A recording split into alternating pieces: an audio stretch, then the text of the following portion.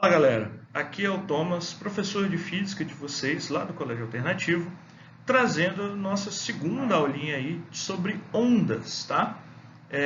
Primeiramente, né, na aula passada, só relembrando, a gente falou sobre o conceito de onda, falou sobre é, definições, né? Lembrar o que é frequência, o que é comprimento de onda, o que é a velocidade da onda e até aí que a gente parou. Hoje a gente continua a partir de algumas definições e aplicações, né? Então, se a gente pensar no surf, né? Eu vou lá pegar onda, vou lá pegar uma onda, no mar vou na praia ver as ondas. Quando a gente fala onda do mar, será que elas trazem a mesma ideia do que a gente traz de onda na física?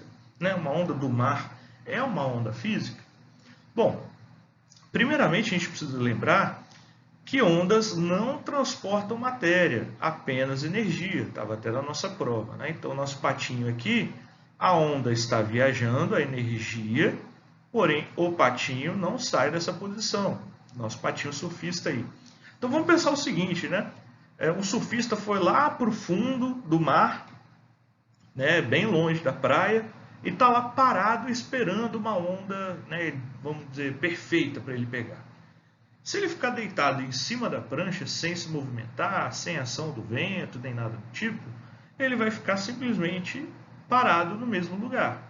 Também não levando em consideração correntezas, enfim. Ele vai ficar parado no mesmo lugar. Tudo bem? Agora, como que, se a onda não transporta matéria, a gente tem esse surfista, né, pegando a onda lá no final e sendo empurrado por ela, e, por exemplo, como que param conchas, ou mais areia, ou, sei lá, de repente um peixinho, uma água-viva, como é que eles vão chegar lá na beirada do mar, né? Será que é a onda que leva eles lá? Bom, então a gente precisa perceber que, como a gente viu com o nosso pato, no momento que o surfista está aguardando a onda, ele simplesmente vai ficar oscilando para cima e para baixo, para cima e para baixo, para cima e para baixo. Não há transporte de matéria, só de energia. Porém, quando ele encontra a onda certa, ele vai começar, né, a remar com os braços para chegar nessa primeira movimentação.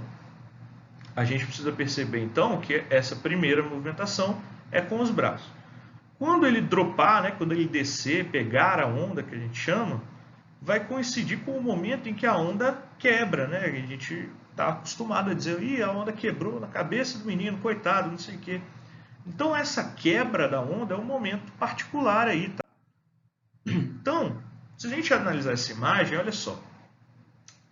Quando a gente tem a onda viajando, né, vamos supor, lá no meio do oceano, está bem fundo aqui o mar, você tem as ondas constantes, né? Você vê que não tem, se não tiver nenhuma tempestade nem nada do gênero, a onda, o mar fica até bem calmo em mar aberto, assim. Quando a gente vê nos filmes, quem nunca teve oportunidade de ver, e ele fica com os comprimentos de onda constantes. Né? A onda aqui tem o mesmo valor que tem o mesmo valor que aqui. Porém, a onda, por ser mecânica, ela precisa de meio para se propagar. Quanto mais meio tem a onda, mais rápida ela é, né? Mais energia ela vai ter. Então, olha só, quando a gente tem essa onda se aproximando da praia, você tem uma diminuição da quantidade de água, né? Porque você vai tendo agora areia. E aí, a parte da frente da onda, ela vai perdendo velocidade, porque ela chega primeiro aonde tem areia. A parte de trás da onda vai ter um pouco mais de velocidade do que a parte da frente. Ou seja, por isso ela vai tentar meio que, entre aspas, passar por cima. Você vê que o comprimento de onda agora se aproximou, né? Ou seja, as ondas estão mais com os seus picos mais próximos, suas cristas. E aí chega um momento em que você olha a onda e a onda tem aquele tubo. Esse é o momento de quebra da onda, né? A parte de quebra dela. Quando ela já está bem próximo, em que você tem uma diferença muito grande de velocidade entre a parte da frente e a parte de trás. Por isso é formado o famoso tubo, né? Aquele tubo que a gente tem na onda, clássico, né? Aquele desenho, e aí você tem o surfista ali naquele tubo. Isso é basicamente a parte de trás da onda tendo uma maior velocidade do que a parte da frente. Ou seja, nesse momento aí do tubo, quando você tem a quebra da onda, do ponto de vista da física, essa porção de água deixa de ser uma onda. Isso aqui, deixa eu usar uma canetinha aqui para facilitar. Esse ponto aqui, então, não é onda. Opa, estou clicando aqui onde não devo. Não é onda. Ela deixa de ser onda nesse ponto aqui. Certo, gente? Ou seja, a partir daqui você tem, né, essa onda, essa massa de água empurrando o surfista, empurrando conchas, areia e a própria água para a direção da quebra, né? E aí aqui ela vai quebrar, vai voltar para o oceano, enfim, você vai ter esse movimento também meio que circulatório aqui. Mas compreendido, então? Quanto mais funda, maior a velocidade da água, certo? Porque maior o comprimento de onda. Quanto mais raso, menor a velocidade e, consequentemente, menor o comprimento de onda, né? Distância entre dois pontos consecutivos da onda. Ok? Deixa eu voltar para o ponteiro. Bora! Então, né, só para a gente ver esse momento da quebra da onda, esses cachorrinhos aí pegando onda, não, fisicamente não estão pegando onda, estão pegando deformações de água, vamos dizer assim. Tá? Bom, então, só para essa última parte, né, para a gente chegar no tema 2 do livro de ciências de vocês, que é falando sobre ótica, né, sobre a luz. E aí a gente tem algumas definições inicialmente para falar sobre a luz. Tá? Então, primeiro, conceito básico de ótica, ou conceitos básicos da ótica. A ótica trata sobre ondas eletromagnéticas. A gente vai focar mais o nosso estudo na luz visível, que é o que a gente consegue enxergar. A luz ou as ondas eletromagnéticas se propagam no vácuo em meios materiais. Então, assim que a luz do Sol chega do Sol até nós, passando pelo vácuo, né? Por ser uma onda eletromagnética, ela não precisa de meio para se propagar. Isso a gente já discutiu. E aí as fontes de luz, elas podem ser classificadas como fontes primárias, ou a gente chama de corpos luminosos, que são corpos que emitem ou têm a luz própria, né? Só uma lâmpada, uma vela, a tela do celular, do computador, da televisão, tudo que não precisa ser iluminado para ser visto. Diferente das fontes secundárias, né? Ou os corpos iluminados, que são corpos que recebem essa luz de alguma fonte luminosa. Então, a lua, uma parede, o livro que você está lendo, ou as teclas do computador, ou a parte de trás, né, sem ser a tela do seu celular, você só consegue enxergar porque ela está recebendo luz. É importante, então, lembrar que se uma fonte secundária não recebe luz, ela deixa de ser visível. Tudo bem? A gente enxerga porque esses objetos refletem a luz. A gente fala um pouco mais para frente. Então, aqui, por exemplo, a gente tem a lâmpada, que é uma fonte primária, um corpo luminoso, e a menina, que é uma fonte secundária, um corpo iluminado. Bom, e a gente tem 3 meios principais de propagação da luz aí. Tá? Um meio transparente, que é um meio de propagação regular, né? Esse barco aqui, né? A gente consegue ver perfeitamente o fundo e o que está embaixo dele. Então, esse barco é um meio transparente, né? Ele permite a propagação da luz e a gente vê com o objeto com nitidez. A gente tem meios translúcidos, como essa, não sei se é uma parede fina ou um tecido, em que a propagação da luz acontece de forma irregular e a gente vai ver, né, o objeto ou a pessoa que está por trás sem nitidez. E a gente tem um meio opaco, que é, por exemplo, essa mão aqui, que é um meio que não permite a propagação da luz. A pele humana, uma parede, né? Você não permite a passagem de luz por a sua mão, ela simplesmente cria uma sombra. Que é o nosso objeto de estudo agora, a sombra e a luz, né? Então a gente precisa pensar primeiro que a luz, quando ela atinge um corpo que não permite a passagem, ou a luz vai ser refletida ou absorvida, né? Então, você está andando na rua com a camisa preta, por exemplo, e aí ou com a camisa verde, vamos supor. E aí você está lá andando com a sua camisa verde, as pessoas e você conseguem ver a camisa verde, ou seja, você tem um pedaço da luz que está sendo refletido para as pessoas verem, só que com o passar do tempo você vai sentindo calor, né? Por causa também da camisa. Então, a camisa também está absorvendo de alguma forma aquela luz e transformando ou transferindo calor para o seu corpo. Então você tem reflexão ou absorção, tá? Então, né, no caso aqui, quando essa fonte de luz encontra um obstáculo, você cria um cone de luz aqui, que a gente chama, ou um pedaço de sombra, né? Isso acontece porque a luz em meio transparente, homogêneo e isotrópico, ou seja, por exemplo, o ar, a gente vai considerar, a luz se propaga de forma retilínea. Transparente a gente já definiu, homogêneo a gente vai considerar como todas as moléculas tendo a mesma distância entre elas, né? Que é o que a gente vai considerar normalmente num meio.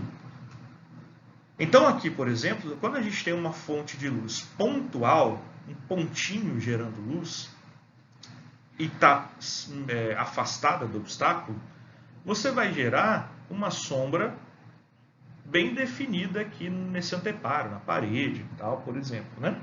Então você tem que ter uma fonte de luz pontual. O que é uma fonte de luz pontual?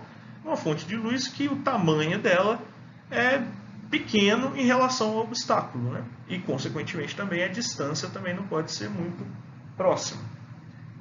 Já quando a gente tiver uma fonte de luz extensa, né, que tem uma dimensão semelhante pelo menos, pode ser maior, pode ser menor, pode ser do mesmo tamanho, mas semelhante à do corpo ou do obstáculo, ele vai formar também, além da sombra que vai ser reduzida aqui, o que a gente chama de uma região de penumbra.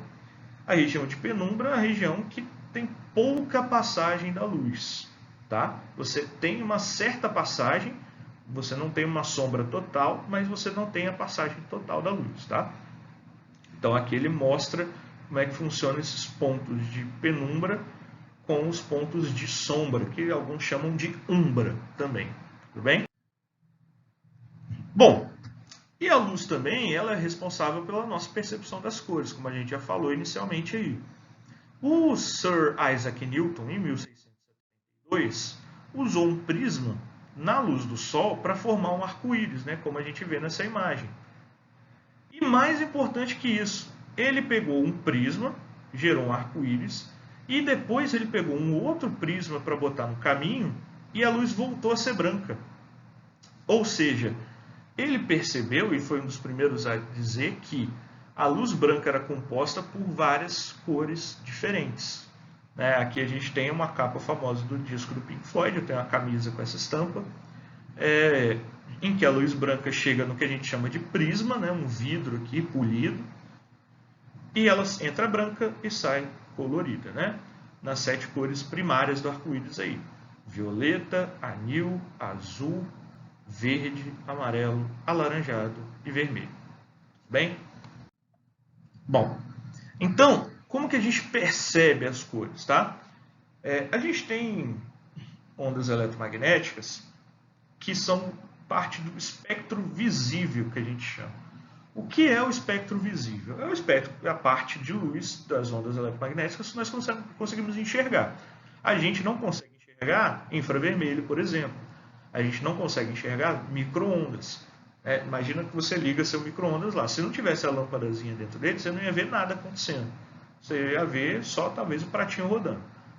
Ondas de rádio, né? Um rádio que você liga, você não consegue ver ondas saindo dele e indo para outro corpo, porque estão abaixo do nosso espectro visível do vermelho, né?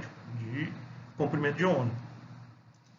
Assim como a gente tem os espectros acima do visível, né? O ultravioleta, por exemplo, que são os raios que vêm do Sol.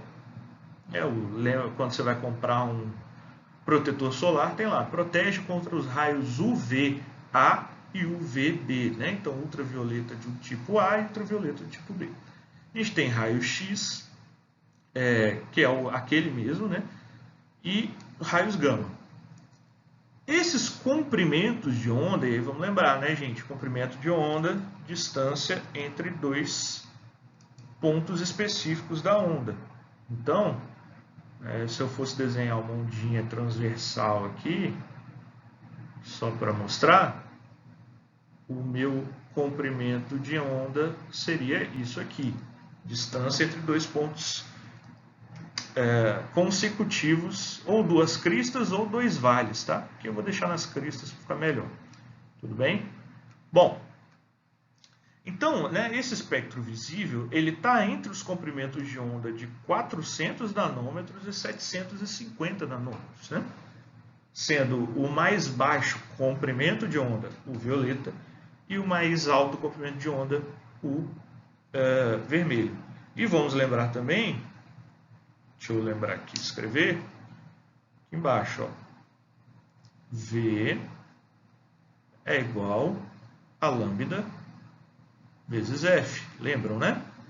Quanto maior o comprimento de onda, menor a frequência. Tudo bem?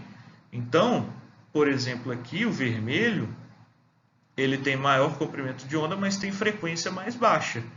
O violeta, ele tem menor comprimento de onda, mas tem a frequência mais alta. Então, aqui ele é mais energético.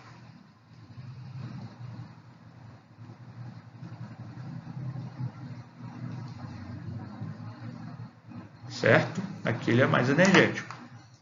Vamos lembrar, né? Um nanômetro é 1 vezes 10 a menos 9 metros. Então, é muito pequenininho, tá?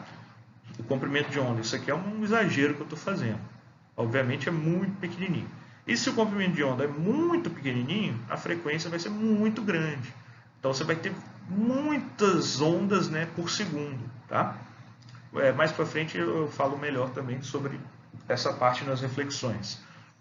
Agora, então é importante a gente ressaltar essa parte do mais energético e menos energético, tudo bem? O violeta é muito mais energético do que o vermelho. Se a gente parar para pensar, né, o raio-x, isso que eu ia falar.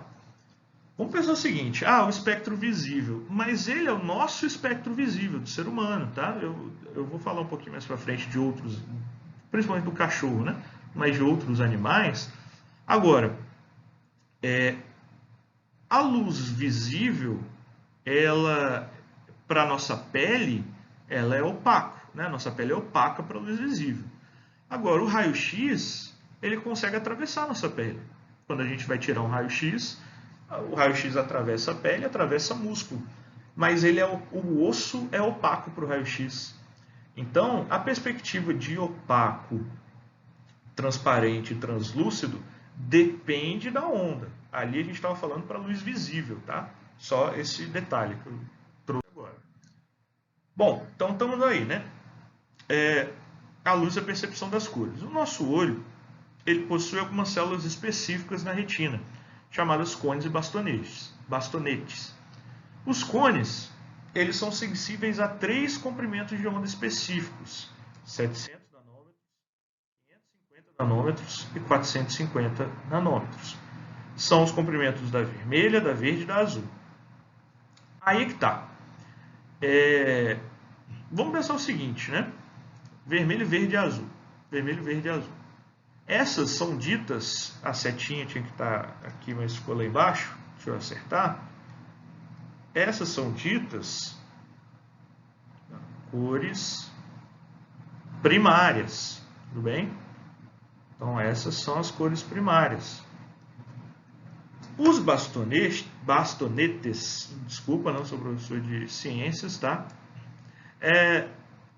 São mais sensíveis à intensidade da luz, né? Para claridade ou para escuridão. Então, os cones veem cores, os bastonetes veem a intensidade da luz. Se imagina que a gente tem um comprimento de onda que atinge o olho, que é entre 570 e 590 nanômetros, entre os comprimentos de onda do vermelho e do verde. Ou seja, se é entre o vermelho e o verde, as células que sensibilizam vão ser dessas duas cores, tanto do vermelho, um pouquinho, e do verde, um pouquinho. E isso a gente vai ter como resultado o amarelo. Então, aqui eu trouxe uma junção, né? Se a gente junta vermelho, azul e verde, para a nossa visão, é branco. Azul com verde dá ciano, vermelho com verde dá amarelo e vermelho com azul dá o magenta. Que a gente pode jogar também como um violeta, vamos supor, certo? E aqui eu trago um videozinho que fala sobre, que mostra isso, né? Então, ó, é ligado a luz vermelha, primeiramente, é uma bolinha aí bem definida de luz vermelha. E aí, beleza. Tá aí luz vermelha sozinha. Eu mutei o vídeo, mas eu posso disponibilizar para vocês, tá? Só que eu só trouxe um pedacinho dele. Aí vai ser ligado a luz verde, em conjunto com a luz vermelha. Então vai ser ligado aí a luz verde. Está aumentando a intensidade. E aí, ó, junção do verde com o vermelho está dando o amarelo, que é o que a gente previu mesmo. E aí, a gente pode também ligar a luz azul junto com essas duas, para a gente ter essa definição melhor. Acho que aqui ela desliga o vermelho para dar uma visão do verde sozinho. Isso. Não fiquei cortando muito não, que é um vídeo curto, tá, gente? Mas aí de novo, né? Liga o vermelho, a gente volta até amarelo. E aí de novo, vai ligar o azul. E a gente vai ter essa junção das três cores, que para nós forma o branco, tá? Então, é a nossa percepção, tudo bem? Com isso a gente tem bem definido esse experimento.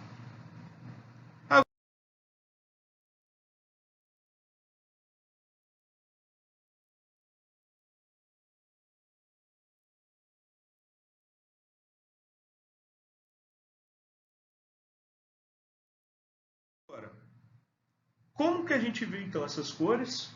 Basicamente por reflexão. Se a gente tem uma superfície branca, a luz branca vai incidir, a união dessas 7 cores primárias, e todas elas serão refletidas. Tá? Numa superfície preta, você vai ter a luz branca incidindo e ela sendo absorvida por completo, tá? Não vai haver reflexão de luz. É claro que aqui a gente está tratando como coisas, vamos dizer assim, perfeitas, né? Reflexão perfeita, absorção perfeita. Essas perfeições no mundo real não existem, tá? Aqui, por exemplo, uma superfície vermelha, você vai ter as 7 cores incidindo e só a reflexão da cor vermelha, tá? Com isso a gente vê a superfície vermelha. Então é uma questão meio que filosófica, tá? Vermelho não é porque o objeto é porque a gente enxerga. Isso que é importante a gente ressaltar. Você tem pessoas, por exemplo, que são daltônicas, que elas não têm uma percepção para uma cor específica. E aí, com isso, elas têm uma outra visão dessa cor. Os cães, por exemplo, eles têm os olhos, né, os cones, sensíveis a amarelo e azul. Então, a visão deles se baseia por essas cores aqui. Eles não veem tudo preto e branco, mas veem algumas coisas, né? Então, para definir a cor de um corpo, a gente tem que ver quais comprimentos de onda são refletidos enquanto outros são absorvidos. Por exemplo, quando hoje foi acho que publicado, ou ontem, no dia 25/3, uma reportagem sobre o coronavírus e atacando as células. E eles fizeram uma imagem e coloriram digitalmente. Por que coloriram digitalmente? Porque o vírus ele é menor que os comprimentos de onda que a gente tem. Então a gente não consegue tirar uma foto do vírus, a gente não consegue tirar uma foto da célula, porque eles são menores do que os comprimentos de onda, de cor. Então a gente tem que colorir digitalmente. Como a gente ver aquelas imagens é uma outra ideia, tá? Ali são telescópios eletrônicos, telescópios não, desculpa, microscópios eletrônicos, tá?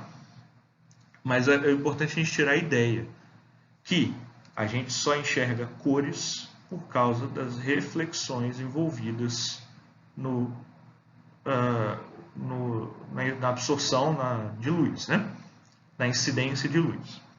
Bom, gente, então a gente encerra essa primeira parte também da fala de ótica. Vou passar alguns exercícios, vai ter algumas recomendações aí para vocês no post e a gente se fala o mais cedo possível, tá bom? Um abraço a todos, se cuidem e a gente se vê. Saudades de todos, inclusive. Tchau.